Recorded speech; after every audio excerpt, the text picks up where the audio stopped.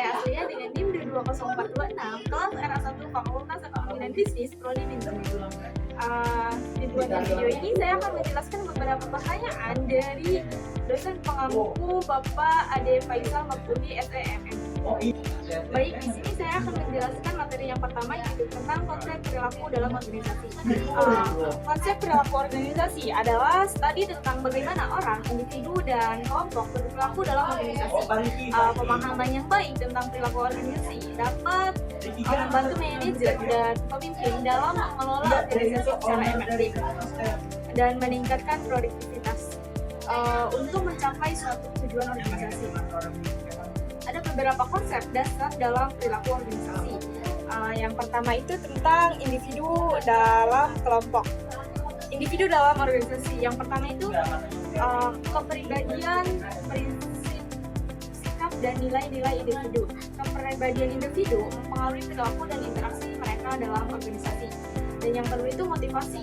Dalam pengambilan keputusan individu, proses pengambilan keputusan individu dipengaruhi oleh faktor-faktor seperti persepsi, sikap, dan nilai-nilai. Pembelajaran dan pengembangan individu. Individu belajar dan berkembang melalui pengalaman dan interaksi dalam organisasi, kelompok, dan tim dalam organisasi. Dan yang keempat itu dinamika kelompok dan proses pembentukan tim. Kelompok dan tim memiliki dinamika yang kompleks seperti nama, peran, dan klasifikasi kesimpulan dari perilaku organisasi. Perilaku organisasi adalah bidang studi yang penting untuk memahami dan mengelola organisasi secara efektif. Konsep-konsep dasar yang telah dijelaskan seperti individu, kelompok, struktur organisasi, dan proses organisasi saling terkait dan mempengaruhi kinerja dan efektivitas organisasi. Organisasi secara keseluruhan. Pemahaman yang baik tentang perilaku organisasi dapat membantu manajer dan pemimpin dalam mengelola organisasi yang lebih efektif. Baik, saya akan melanjutkan materi yang kedua, yaitu teori perilaku organisasi dan model perilaku organisasi. Perilaku organisasi adalah studi tentang bagaimana orang atau individu dan kelompok berperilaku dalam organisasi. Pembahasan yang mendalam tentang teori perilaku dan model perilaku organisasi dapat membantu manajer dan pemimpin dalam mengelola organisasi secara efektif dan meningkatkan produktivitas dan mencapai suatu tujuan organisasi. Ada beberapa teori perilaku dan model perilaku organisasi yang pertama tuh model teori perilaku. Teori perilaku itu ada beberapa teori perilaku yang pertama tuh teori hierarki kebutuhan Maslow yang dikemukakan oleh Abraham Maslow. Teori ini menyatakan bahwa manusia memiliki hierarki kebutuhan yang terdiri dari kebutuhan fisiologis, kebutuhan rasa aman, kebutuhan sosial, dan kebutuhan penghargaan dan kebutuhan motivasi individu digerakkan oleh pemenuhan kebutuhan tersebut. Yang kedua itu teori faktor Herbert yang dikemukakan oleh Frederick Herbert. Teori ini membedakan antara motivasi atau intrinsik dan faktor ingin atau ekstrinsik. Yang ketiga itu teori Herman Fromm yang dikemukakan oleh Viktor Frankl. Teori ini menyatakan bahwa motivasi individu dipengaruhi oleh harapan mereka terhadap hasil yang akan diperoleh. Model perilaku organisasi yang pertama itu model perilaku organisasi klasik. Model ini menekankan pada struktur organisasi, pembagian kerja, dan pengawasan untuk mencapai efisiensi. Dan yang kedua itu model perilaku organisasi humanistik. Model ini menekankan pada aspek manusia dalam organisasi seperti motivasi, kepuasan kerja, dan pengembangan diri. Dan yang ketiga itu perilaku organisasi sistem terbuka. Yang keempat model perilaku organisasi kontingensi. Yang terakhir yaitu model perilaku organisasi kesimpulan. Teori perilaku dan model perilaku organisasi memberikan kerangka kerja yang berguna untuk memahami dan mengelola perilaku. dalam organisasi. Setiap teori dan model memiliki fokus dan menekankan yang berbeda, sehingga pemahaman yang komprehensif tentang berbagai prinsip ini dapat membantu manajer dan pemimpin dalam mengelola organisasi secara efektif. Penerapan yang tepat dari teori dan model perilaku organisasi dapat meningkatkan kinerja dan efektivitas organisasi. Baik, saya akan melanjutkan materi yang ketiga, yaitu membahas tentang perilaku individu dan perilaku kelompok yang mempengaruhi terhadap organisasi. Organisasi terdiri dari sekumpulan individu dan yang bekerja sama untuk mencapai tujuan bersama. Pemahaman tentang perilaku individu dan perilaku kelompok dalam organisasi sangat penting bagi keberhasilan organisasi. Ada beberapa aspek perilaku individu dan perilaku kelompok yang mempengaruhi terhadap organisasi. Yang pertama itu perilaku individu. Perilaku individu meliputi tentang persepsi. Persepsi itu adalah proses di mana individu mengorganisasikan dan menafsirkan pesan sensorik mereka untuk memberikan makna pada lingkungan mereka. Dan yang kedua itu sikap-sikap adalah evaluasi positif atau negatif individu terhadap suatu objek, orang, atau situasi. Dan yang ketiga itu kepribadian. Kepribadian adalah karakteristik psikologis yang unik untuk menentukan dan mencerminkan bagaimana seseorang beraksi dan berinteraksi dengan lingkungannya. Dan perilaku kelompok meliputi beberapa. Yang pertama itu dinamika kelompok. Dinamika kelompok mengacu pada proses interaksi dan hubungan antara anggota kelompok.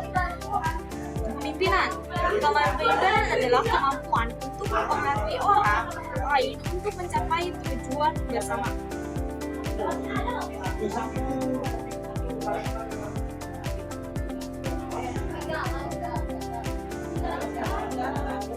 Pengambilan keputusan kelompok. Pengambilan keputusan kelompok melibatkan proses di mana kelompok membuat keputusan bersama. Pengaruh perilaku individu dan kelompok terhadap organisasi. Yang pertama itu kinerja organisasi. Perilaku individu dan kelompok yang positif seperti motivasi, kepuasan kerja, dan kerjasama tim dapat meningkatkan kinerja organisasi. Yang kedua itu aktivitas organisasi. Pemahaman dan pengelolaan perilaku individu dan kelompok yang baik dapat meningkatkan aktivitas organisasi dalam mencapai tujuan. Dan yang ketiga itu budaya organisasi. Budaya organisasi meliputi perilaku individu dan kelompok yang konsisten dengan nilai-nilai dan norma-norma organisasi dapat memperkuat budaya organisasi. Baik, bisa disimpulkan perilaku individu dan perilaku kelompok memiliki pengaruh yang signifikan terhadap organisasi. Pemahaman dan pengelolaan yang baik atas aspek-aspek perilaku seperti persepsi, sikap, kepribadian, dinamika kelompok, kepemimpinan, dan pengambilan keputusan dapat meningkatkan kinerja, efektivitas, dan budaya organisasi. Organisasi yang dapat mengelola perilaku karyawan secara efektif cenderung lebih kompetitif dan berhasil dalam mencapai tujuannya. Baik, lanjut ke materi yang keempat, yaitu tentang teori motivasi dan penerapannya dalam organisasi. Motivasi merupakan faktor penting yang mempengaruhi perilaku dan kinerja individu dalam organisasi. Berbagai teori motivasi telah mengembangkan untuk memahami apa yang mendorong individu untuk bekerja dan berperilaku dengan cara tertentu.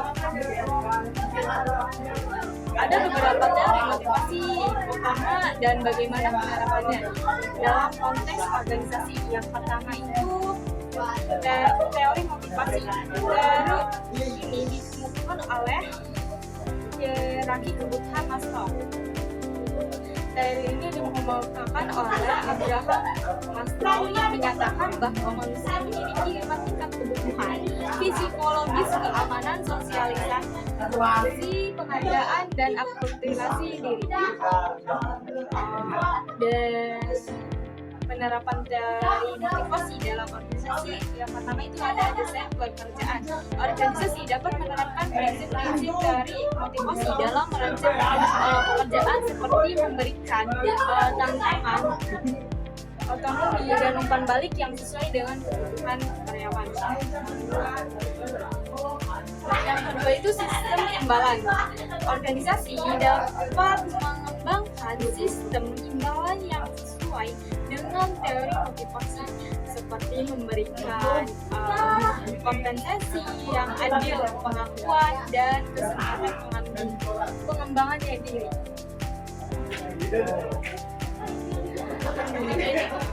Kepemimpinan dalam menerapkan gaya kepemimpinan yang sesuai dengan teori motivasi seperti mendorong partisipasi, memberikan dukungan, dan memenuhi kebutuhan karyawan. Untuk pengembangan karyawan, organisasi dapat menyediakan program pelatihan dan pengembangan yang membantu karyawan memenuhi kebutuhan aktualisasi diri dan pertumbuhan pribadi. Untuk kesimpulan dari materi yang keempat itu, teori motivasi menyediakan kerangka kerja yang berharga bagi organisasi untuk memahami dan memotivasi karyawan. Dengan menerapkan prinsip-prinsip teori motivasi dalam berbagai aspek organisasi seperti desain pekerjaan, sistem imbalan, kepemimpinan, pengembangan karyawan, dan budaya organisasi dapat meningkatkan motivasi, kepuasan, dan kinerja karyawan. Pemahaman ini dan penerapan teori motivasi yang efektif dapat memberikan kontribusi signifikan terhadap keberhasilan organisasi. Baik, lanjut ke materi yang kelima, yaitu nilai sikap dan kepuasan kerja. Yaitu nilai sikap dan kepuasan kerja merupakan 3 konsep yang saling terkait dan memiliki pengaruh signifikan terhadap perilaku dan kinerja karyawan dalam organisasi. Pemahaman yang mendalam tentang konsep-konsep ini dapat membantu organisasi dalam mengelola sumber daya manusia secara efektif. Ada beberapa definisi, karakteristik, dan hubungan antara nilai sikap dan kepuasan kerja serta implikasi bagi organisasi. Yang pertama, nilai. Nilai adalah keyakinan dasar yang dipegang oleh individu atau organisasi tentang apa yang dianggap baik, benar, dan penting. Nilai mempengaruhi perilaku, sikap, dan pengembangan keputusan. Nilai dapat bersifat personal seperti kejujuran dan keadilan, atau organisasional seperti inovasi dan orientasi pelanggan. Yang kedua itu sikap. Sikap adalah evaluasi positif atau negatif individu terhadap suatu objek, orang, atau situasi. Sikap terdiri dari 3 komponen. Yang pertama itu komponen kognitif atau keyakinan. Yang kedua itu afektif atau perasaan, dan yang ketiga itu konektif atau kecenderungan berperilaku. Sikap dapat mempengaruhi perilaku dan kinerja karyawan dalam organisasi. Yang ketiga itu kepuasan kerja. Kepuasan kerja adalah perasaan positif atau negatif seorang karyawan terhadap pekerjaannya. Kepuasan kerja dipengaruhi oleh berbagai faktor seperti gaji, peluang promosi, supervisi, rekan kerja, dan sifat pekerjaan itu sendiri. Kepuasan kerja yang tinggi dapat meningkatkan produktivitas, komitmen, dan loyalitas karyawan. Hubungan antara nilai sikap dan kepuasan kerja. Nilai mempengaruhi sikap. Nilai-nilai yang dianut oleh individu atau organisasi akan membentuk sikap terhadap berbagai aspek pekerjaan dan lingkungan kerja. Yang kedua itu sikap yang mempengaruhi kepuasan kerja. Sikap yang positif atau negatif terhadap pekerjaan dan lingkungan kerja atau mempengaruhi tingkat kepuasan kerja karyawan. Yang ketiga itu kepuasan kerja, mempengaruhi nilai dan sikap. Kepuasan kerja yang tinggi dapat memperkuat nilai dan sikap positif karyawan terhadap organisasi. Baik, bisa disimpulkan nilai sikap dan kepuasan kerja merupakan konsep yang saling terkait dan memiliki implikasi penting bagi organisasi. Pemahaman yang mendalam tentang konsep-konsep ini dapat membantu organisasi dalam mengelola sumber efektif, meningkatkan kinerja, dan mencapai tujuan organisasi. Tadi yang baik materi yang terakhir yaitu membangun tim kerja yang efektif. Dalam lingkungan kerja yang semakin kompleks, tim kerja yang efektif menjadi semakin penting bagi keberhasilan organisasi. Tim kerja yang efektif dapat meningkatkan produktivitas, inovasi, dan daya saing organisasi. Namun, membangun tim kerja yang efektif bukanlah tugas yang mudah. Ini akan membahas strategi untuk membangun tim kerja yang efektif, termasuk memilih anggota tim yang tepat. Mengembangkan kepemimpinan yang kuat, membangun komunikasi yang baik, dan menciptakan budaya tim yang positif. Memilih anggota tim yang tepat merupakan langkah awal yang penting dalam membangun tim kerja yang efektif.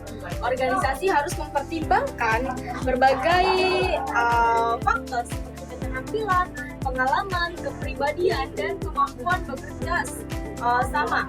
Selain itu, diversitas dalam tim juga dapat memberikan manfaat seperti meningkatkan kreativitas dan inovasi.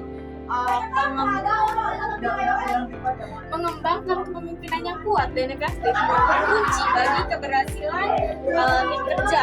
Kepemimpinan tim harus mampu memberikan visi, arah, atau motivasi bagi anggota tim. Selanjutnya, membangun komunikasi yang baik merupakan fondasi bagi tim kerja yang efektif. Anggota tim harus dapat berkomunikasi secara terbuka, jujur, dan konstruktif, menciptakan budaya tim yang positif. Budaya tim yang positif dapat mendorong kerjasama dan kolaborasi, rasa saling percaya di antara anggota tim. Memantau dan mengevaluasi kinerja tim. Organisasi harus secara teratur memantau dan mengevaluasi kinerja tim untuk memastikan bahwa tim tetap efektif dan mencapai tujuan yang ditetapkan. Baik, bisa disimpulkan membangun tim kerja yang efektif membutuhkan upaya dan sistematik yang berkelanjutan. Dengan memilih anggota tim yang tepat, mengembangkan kepemimpinan yang kuat, membangun komunikasi yang baik, dan menciptakan budaya tim yang positif, organisasi dapat meningkatkan produktivitas, inovasi, dan daya saing di lingkungan kerja yang semakin kompetitif. Baik, mungkin hanya itu penjelasan dari saya. Kurang lebihnya mohon maaf. Wabillahi taufiq wal hidayah. Wassalamualaikum warahmatullahi wabarakatuh.